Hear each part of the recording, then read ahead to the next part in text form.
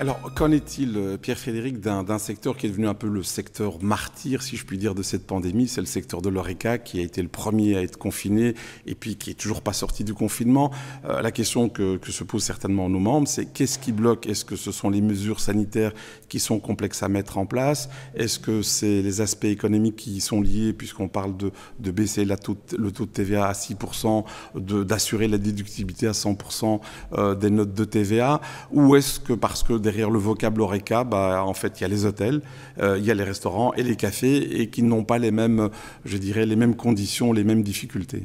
Alors, je pense que c'est effectivement très complexe. Vous avez raison, c'est le premier secteur qui a été fermé, et c'est le secteur qui, aujourd'hui, n'a pas de perspective. Il y a une incertitude, et c'est probablement ça qui est le plus difficile à vivre.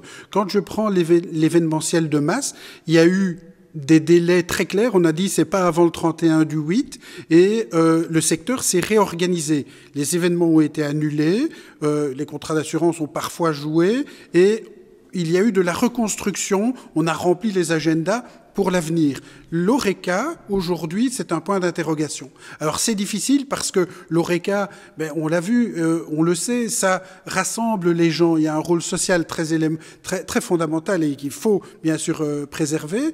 Et donc, au niveau sanitaire, c'est sans doute là qu'il y avait les plus grandes craintes. Alors, aujourd'hui, la difficulté du secteur HoReCa, vous en avez touché un mot, il y a les hôtels, les restaurants, les cafés. Il y a des petites structures et il y a des grandes structures. Et ce qui est valable ou la demande de l'une des branches des secteurs n'est pas nécessairement la demande de tout le secteur. Et à titre personnel, les membres UCM dans l'HoReCa, pour la plupart, nous demandaient de rouvrir le plus vite possible. Ça, c'était la demande que nous avions, j'ai envie de dire, dès le début. Et aujourd'hui, on se rend compte que c'est un peu tempéré, parce qu'ils disent, oui, mais ça va être de toute façon difficile. Est-ce qu'on n'attendrait pas un petit peu? Et donc, il y a cette demande également du secteur. Il y a une crainte terrible de faire de nos restaurants des espèces de cellules avec du plexi partout et de dénaturer cet aspect convivial qu'est le restaurant. Une sorte d'hôpital, ça deviendrait une sorte d'hôpital. Donc, le problème, il est très complexe par rapport à ça. Et les aides, que ce soit à Bruxelles ou en région wallonne, sont arrivées, ou à Bruxelles, il faut reconnaître, elles sont arrivées plus vite qu'en région wallonne. Les droits passerelles ont été payés. Manifestement, c'est insuffisant. Manifestement, c'est insuffisant.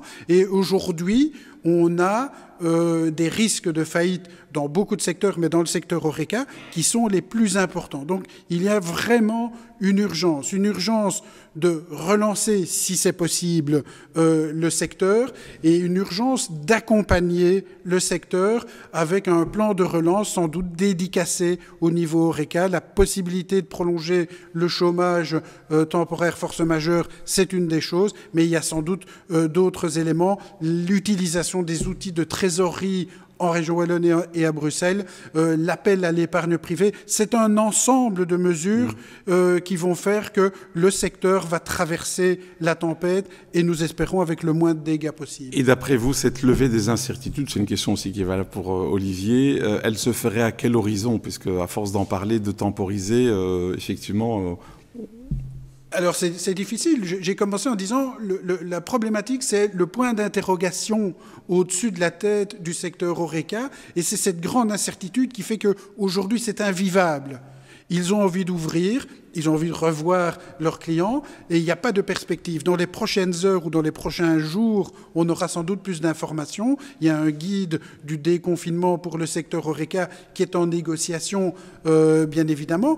Moi, je ne suis pas avec une boule de cristal. Je souhaite qu'on puisse avancer et que l'on puisse rassurer, ou bien on donne des autorisations pour ouvrir et on ouvre tout le monde en même temps. Je crois que c'est quand même une demande généralisée. Ou bien on attend.